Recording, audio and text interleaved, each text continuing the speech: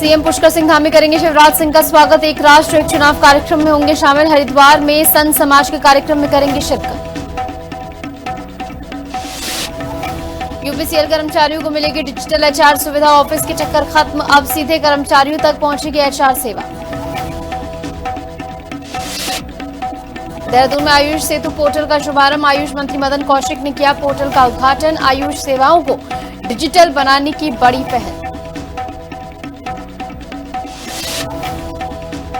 उत्तराखंड में फिर भारी बारिश का अलर्ट। 7 जिलों में भारी बारिश का येलो अलर्ट। देहरादून समेत 7 जिलों में बारिश का अलर्ट।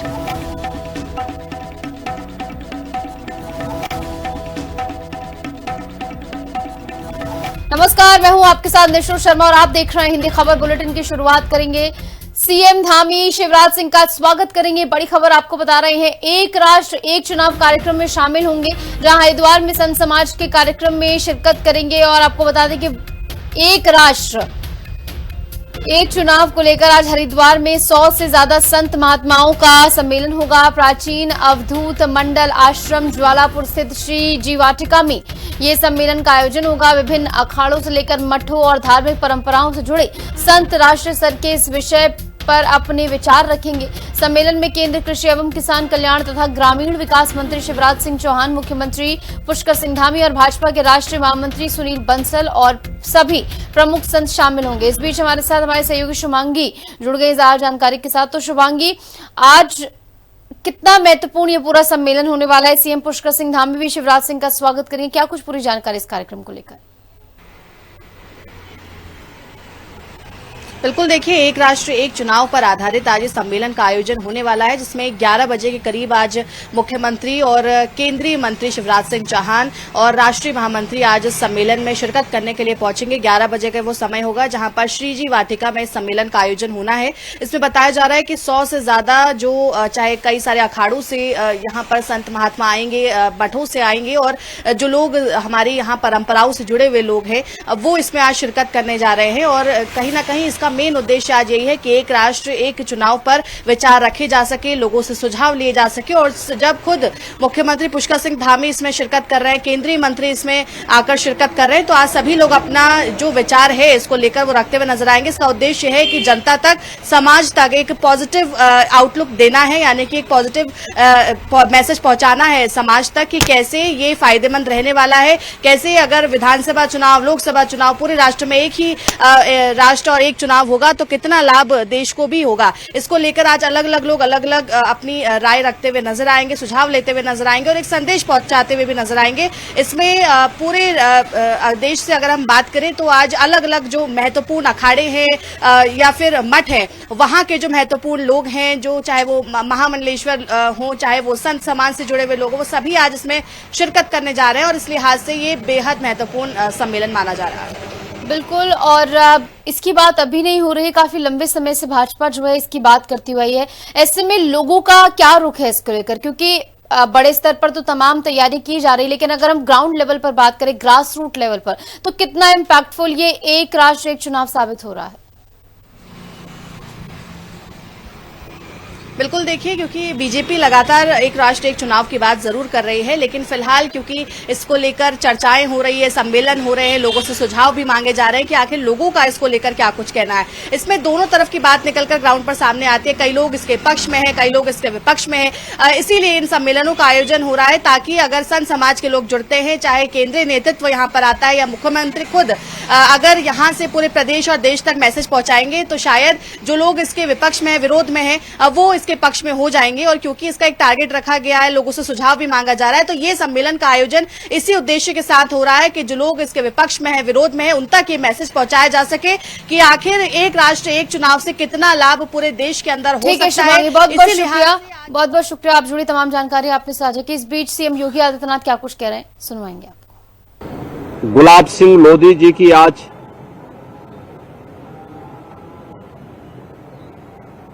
पावन बलिदान दिवस है। इस अवसर पर प्रदेश सरकार और उत्तर प्रदेश के जनता जनार्दन की ओर से भारत माता के महान सपूत अमर शहीद गुलाब सिंह लोधी जी की स्मृतियों को नमन करते हुए मैं विनम्र श्रद्धांजलि अर्पित करता हूं। 23 अगस्त 1935 ब्रिटिश हुकूमत को चुनौती देते हुए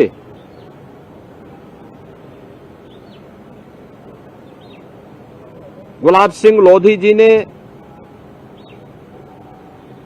मात्र 32 वर्ष की उम्र में भारत की आजादी के लिए भारत के तिरंगे को, जो समय स्वाधीनता का एक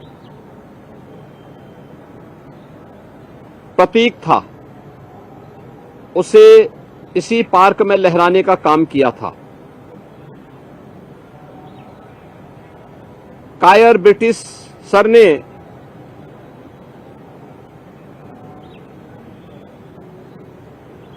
गुलाब सिंह लोधी जी के इस पराक्रम पर उन्हें गोलियों से भून दिया था। गुलाब सिंह लोधी बलिदान हुए, लेकिन भारत की स्वाधीनता का एक स्वर्ण पृष्ठ आने वाली पीढ़ी के लिए छोड़ गए। परिणाम था मात्र 12 वर्ष के बाद ही यह देश ब्रिटिश हुकूमत की दास्ता से मुक्त होकर के स्वाधीन हुआ। आज हम शहीद गुलाब सिंह लोधी जी के 91वीं बलिदान दिवस के अवसर पर यहां एकत्र हुए हैं। उन्नाव में 1903 में एक साधारण किसान परिवार में जन्म लेकर देश की आजादी का जो जज्बा उनके मन में था, उस जज्बे के साथ उन्होंने उस आजादी के आंदोलन में बढ़ चढ़ करके भाग लिया था और लखनऊ में आकर देश की स्वाधीनता के लिए अपने आप को बलिदान किया। अमर शहीद गुलाब सिंह लोधी जी की स्मृतियों को जीवंत बनाए रखने के लिए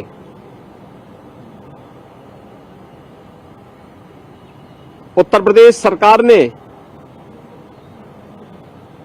उन्नाव जिले में पार्क का नाम, स्वास्थ्य केंद्र का नाम, पुलिस प्रशिक्षण महाविद्यालय का नाम उस महान बलिदानी के नाम पर करते हुए उन्हें अपनी श्रद्धांजलि अर्पित की है।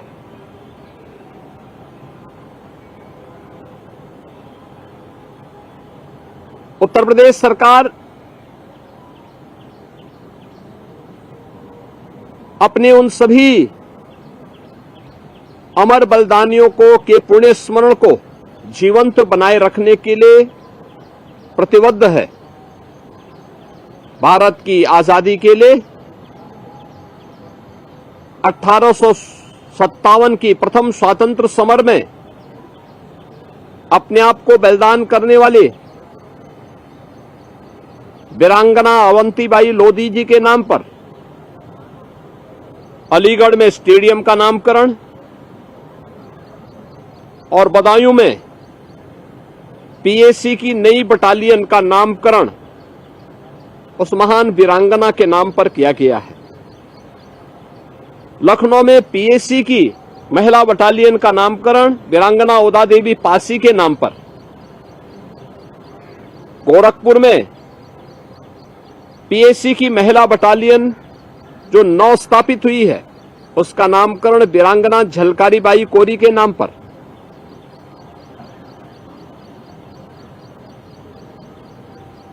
औरैया में नए मेडिकल कॉलेज का नामकरण लोकमाता अहिल्याबाई होलकर के नाम पर।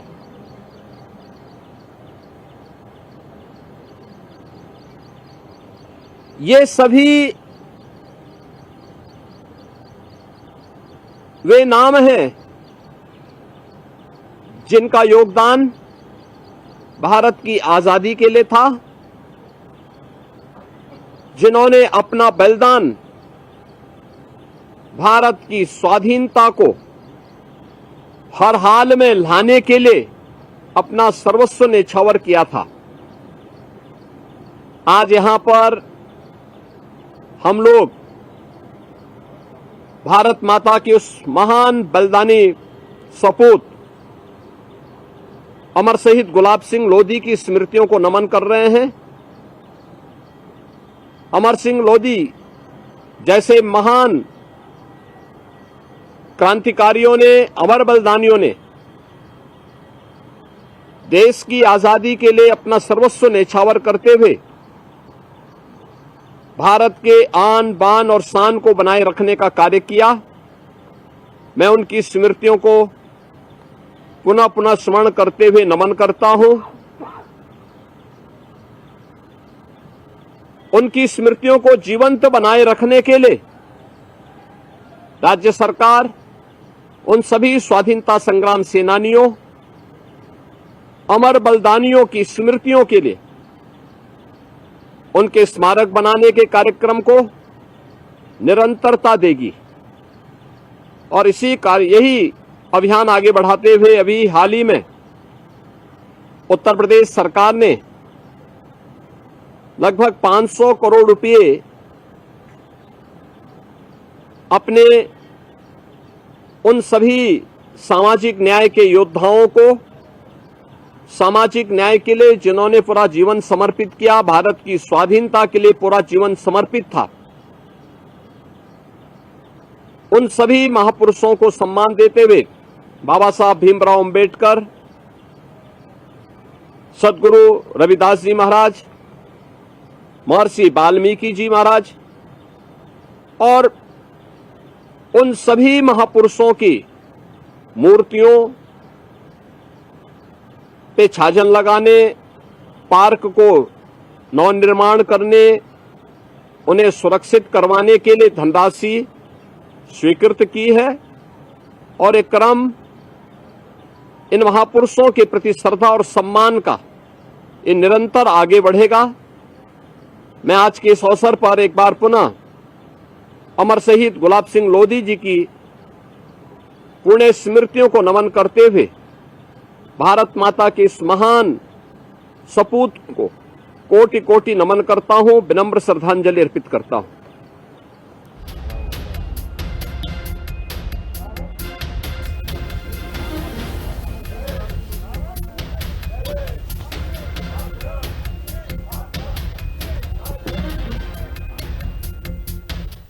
और अगली खबरों में आगे बढ़ेंगे। उत्तराखंड में फिर भारी बारिश का अलर्ट जारी हुआ है। 7 जिलों में भारी बारिश का येलो अलर्ट जारी किया गया है। देहरादून समेत 7 जिलों में बारिश का अलर्ट दिया गया है। आपको बता दें कि मौसम विभाग की चेतावनी है, नदी नालों से दूर रहें, क्योंकि जिस तरीके से बारिश हो रही है, नदी नालों का जलस्तर लगातार बढ़ रहा है। ऐसे में आसपास रहने वाले लोगों को सुरक्षित स्थानों पर चले जाने की अपील की गई है और नदी नालों से दूरी बनाए रखें। मौसम विभाग लगातार एडवाइजरीज जारी कर रहा है, लोगों को चेताने का काम किया जा रहा है, क्योंकि हालात बहुत संवेदनशील हैं। खासकर पहाड़ी इलाकों में बारिश के चलते हालात और ज्यादा अति संवेदनशील हो जाते हैं, क्योंकि यहां पर लैंडस्लाइड के केसेस बहुत ज्यादा बढ़ जाते हैं बारिश के समय में। ऐसे में कोई भी हानि ना हो, कोई भी हताहत ना हो, इस मद्देनजर पहले से तमाम प्रोटोकॉल्स फॉलो करने की अपील की जा रही है।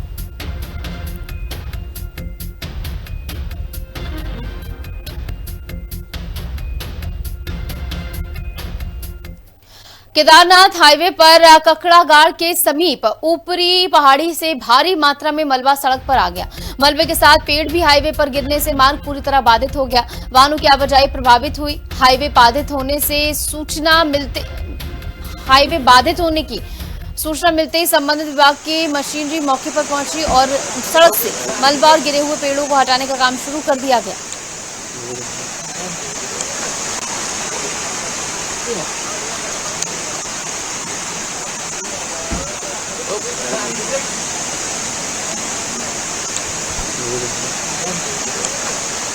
और देखिए किस तरीके से मलबा जो है वो सड़क पर आ गया है। ऐसे में संबंधित विभाग को इस बाबत सूचित कर दिया गया है। मुख्य निर्वाचन अधिकारी डॉक्टर BVRC पुरुषोत्तम के निर्देशों पर अपर मुख्य निर्वाचन अधिकारी डॉक्टर विजय कुमार जोगदड़े की अध्यक्षता में मान्यता प्राप्त राजनीतिक दलों के प्रतिनिधियों के साथ बैठक आयोजित की गई। बैठक में विशेष गहन पुनरीक्षण कार्यक्रम को लेकर विस्तार से चर्चा की गई और राजनीतिक दलों के प्रतिनिधियों से सुझाव भी लिए गए। अपर मुख्य निर्वाचन अधिकारी डॉक्टर विजय कुमार जोगदंडे ने बताया कि ड्राफ्ट रोल में शामिल कुल 71 लाख मतदाताओं से अनमैप्ड और विसंगत वाले 24 लाख मतदाताओं को नोटिस जारी किए गए हैं।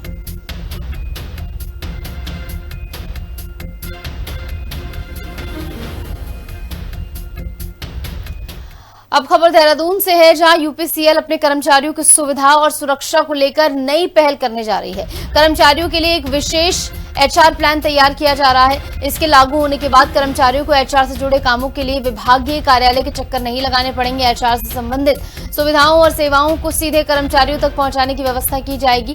वहीं बिजली लाइनों में होने वाले हादसों को देखते हुए यूपीसीएल सुरक्षा के दायरे को और बढ़ाने की तैयारी में है।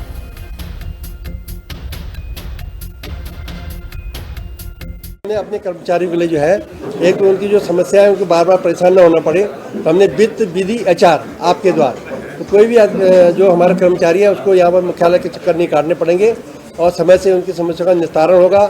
जितने भी प्रमोशन के हमारे कर्मचारी के मामले हैं उसके लिए हमने ये कार्य योजना बनाई कि सबका एक चयन वर्ष में जो भी पद 1 जुलाई से लेके और 30 जून तक जो पद खाली होता है उसमें उन सबकी चयन प्रक्रिया एक बार कर ली जाएगी। जैसे लोग रिटायर होते जाएंगे पद खाली होता जाएगा। चमोली जिलाधिकारी गौरव कुमार ने शनिवार देर शाम श्रम कार्ड निर्माण की प्रगति को लेकर अधिकारियों के साथ बैठक की। बैठक में उन्होंने श्रम कार्ड बनाने की प्रक्रिया में तेजी लाने और पात्र श्रमिकों को समय पर योजना का लाभ दिलाने के निर्देश दिए। जिलाधिकारी ने कहा कि श्रम कार्ड निर्माण के लिए टोकन की संख्या बढ़ाई जाए और प्रतिदिन बनाए जा रहे श्रम कार्डों की रिपोर्ट नियमित रूप से उपलब्ध कराई जाए। उन्होंने मुख्य विकास अधिकारी को पूरी प्रक्रिया की लगातार मॉनिटरिंग करने के निर्देश दिए।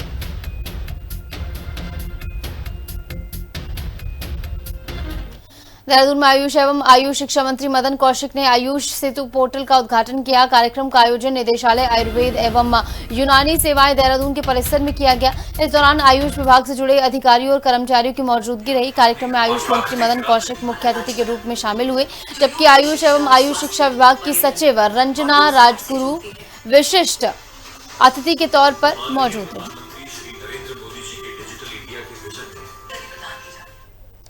चंपावत विधायक और मुख्यमंत्री पुष्कर सिंह धामी के 1 सितंबर को टनकपुर स्थित डॉक्टर APJ अब्दुल कलाम राजकीय प्रौद्योगिकी संस्थान के प्रस्तावित भ्रमण को लेकर तैयारियां तेज कर दी गई हैं। मुख्यमंत्री के प्रस्तावित दौरे और कई विकास कार्यों के लोकार्पण और कार्यक्रम की तैयारियों को लेकर जिलाधिकारी मनीष कुमार ने शनिवार को संस्थान का स्थलीय निरीक्षण किया। जिलाधिकारी ने कार्यक्रम स्थल का जायजा लेने के साथ ही नवनिर्मित बालिका छात्रावास और संस्थान में नए सृजित संकायों का निरीक्षण भी किया। APJ टेक्निकल यूनिवर्सिटी है, कॉलेज है। इसमें कई सारे नए कार्य जो है वो यहाँ पे प्रारंभ भी कराए गए और अब पूर्ण भी कराए गए हैं। उसी के क्रम में आज जो यहाँ के निदेशक हैं उन निदेशक जी के साथ हम लोगों ने जो हमारा गर्ल्स हॉस्टल है उसका स्थलीय भ्रमण किया। इसके अतिरिक्त यहाँ पे कुछ नए बच्चों का अभी नामांकन हुआ है जो कि हमारे चंपावत और उत्तराखंड और साथ ही साथ देश के अन्य जगहों से यहाँ पर आए हैं, तो उनके लिए जो है उनसे जो है यहाँ पे चर्चा भी की गई है और यहाँ पे जो निदेशक साहब हैं इनकी टीम ने यहाँ पूरी व्यवस्था इसके संबंध में की गई थी, तो मेरे द्वारा एक व्याख्यान भी यहाँ पर दिया गया। पहाड़ी क्षेत्रों में बाढ़, भूस्खलन और अन्य आपदाओं के चलते किसानों की जमीन को होने वाले नुकसान को लेकर बीजेपी विधायक सुरेश सिंह चौहान ने अपनी बात रखी। उन्होंने कहा कि पहाड़ों की भौगोलिक परिस्थितियां मैदानी इलाकों से पूरी तरह अलग हैं। विधायक ने कहा कि मैदानी क्षेत्रों में बाढ़ आने के बाद पानी उतरने पर किसान दोबारा अपनी जमीन पर खेती कर सकता है, लेकिन पहाड़ी इलाकों में स्थिति अलग होती है। पहाड़ में अगर गदरे बढ़ गए, नदी बढ़ गए या कहीं से स्लाइड हो गया तो पूरी ज़मीन तहस नहस हो जाती है। दोबारा वहाँ पे ज़मीन दिखती नहीं कि यहाँ पे कभी ज़मीन रहेगी और उनको बहुत कम मुआवजा मिलता है। इसको बढ़ाने की ज़रूरत है, लगातार इसके लिए प्रयास उत्तराखंड सरकार और भारत सरकार इसके लिए प्रयास कर रही है। मुझे पहाड़ में अब हमारी सरकार ने इस समय जो कृषि बीमा योजना चलाई है उससे भी काश्तकारों को काफ़ी फ़ायदा मिल रहा है।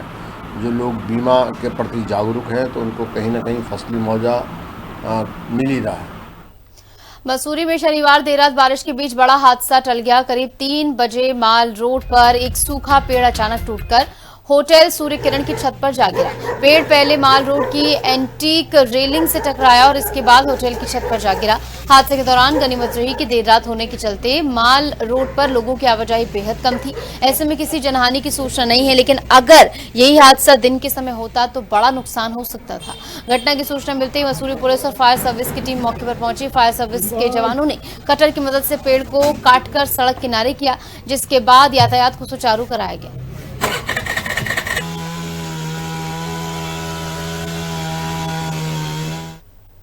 बढ़ेंगे आगे। नैनीताल जिले में गरीबों के हक के सरकारी राशन में धांधली और मिलावट का मामला सामने आया। सरकारी गोदामों से राशन की दुकानों तक पहुंचने वाले गेहूं और चावल की गुणवत्ता को लेकर लगातार मिल रही शिकायतों के बाद जिला प्रशासन ने सख्त रुख अख्तियार किया है। जिलाधिकारी ललित मोहन रियाल के निर्देश पर प्रशासन की ओर से अचानक छापेमारी और जांच की कार्रवाई की गई। जांच के दौरान सरकारी राशन के चावल के 2 सैंपल फेल पाए गए। राजकीय गोदाम है जिसमें क्या कहते हैं पूरे हमारे पर्वतीय जनपदों को यहाँ से राशन जाता है, उसका निरीक्षण किया गया है। और इसमें हमारे जो राइस और व्हीट रहते हैं उसके बहुत सारे स्टैंडर्ड्स और मानक रहते हैं। तो यहाँ पे चेक किया गया है कि उन सभी जो जियोज हैं, जो स्टैंडर्ड्स हैं, मानकों का अनुपालन हो रहा है या किसी प्रकार की अगर उसमें कमियां पाई जाएगी तो उसको निरीक्षण आख्या में जिलाधिकारी महोदय को प्रेषित किया जाएगा। तो अभी यहाँ पे हम कुछ सैंपलिंग भी कर रहे हैं, कुछ यहाँ पे लैब टेस्ट भी कराए जाएंगे। उसके पश्चात जो भी हमारी रिपोर्ट प्राप्त होगी वो हम पे अग्रिम कार्रवाई के लिए यहाँ से प्रेषित कर देंगे। और पूरी टीम को यहाँ पे ये डायरेक्शन भी दिया गया है कि जो भी हमारे मानक हैं, जियोज है, एफएसआई के स्टैंडर्ड हैं, एफसीआई के हैं, उन सबका अनुपालन करें। गैरसैंण में फायर यूनिट की टीम ने नदी किनारे चट्टान में फंसी गाय को कड़ी मशक्कत के बाद सुरक्षित बाहर निकाल लिया। घटना 22 अगस्त 2026 की बताई जा रही है। बता दें, नगर पंचायत गैरसैंण की ओर से आगर चट्टी के समीप पुल के नीचे नदी किनारे एक चट्टान में गाय के फंसे होने की सूचना फायर यूनिट गैरसैंण को दी गई। सूचना मिलते ही फायर यूनिट की टीम अब बिना देरी किए मौके पर पहुंची। वहां पहुंचने पर पता चला गाय नदी किनारे एक चट्टान में फंसी हुई थी और खुद बाहर निकलने की स्थिति में नहीं थी। अब खबर देहरादून से, जहां सार्वजनिक स्थान पर मारपीट और लाइसेंसी असला दिखाकर दहशत फैलाने वाले 3 दबंगों को दून पुलिस ने जमकर सबक सिखाया। विवाद बस और फॉर्च्यूनर कार के बीच रास्ते को लेकर शुरू हुआ था। बस चालक का सड़क पर गाड़ी खड़ी करने को लेकर फॉर्च्यूनर सवार नीरज राजपूत और मनीष नेगी से विवाद हो गया। जब बस चालक ने डंडा निकालकर वार किया तो जवाब में नीरज राजपूत ने अपनी लाइसेंसी पिस्टल लहराकर जान से मारने की धमकी दे डाली। सूचना मिलने के बाद पुलिस ने तीनों को गिरफ्तार कर लिया।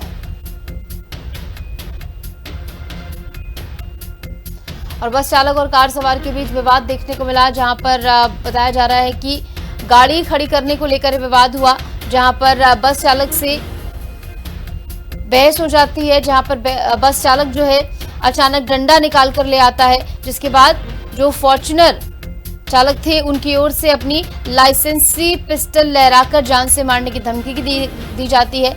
हालांकि पुलिस को जैसे ही इस पूरे वाकये की सूचना लगी, पुलिस मौके पर पहुंचती है। तीनों को हिरासत में ले लिया गया है, पूछताछ भी की जा रही है और जो लाइसेंसी रिवॉल्वर दी गई है और उसकी भी जांच की जाएगी। इसी के साथ हमारे इस बुलेटिन में इतना ही। आप देखते रहिए हिंदी खबर। नमस्कार।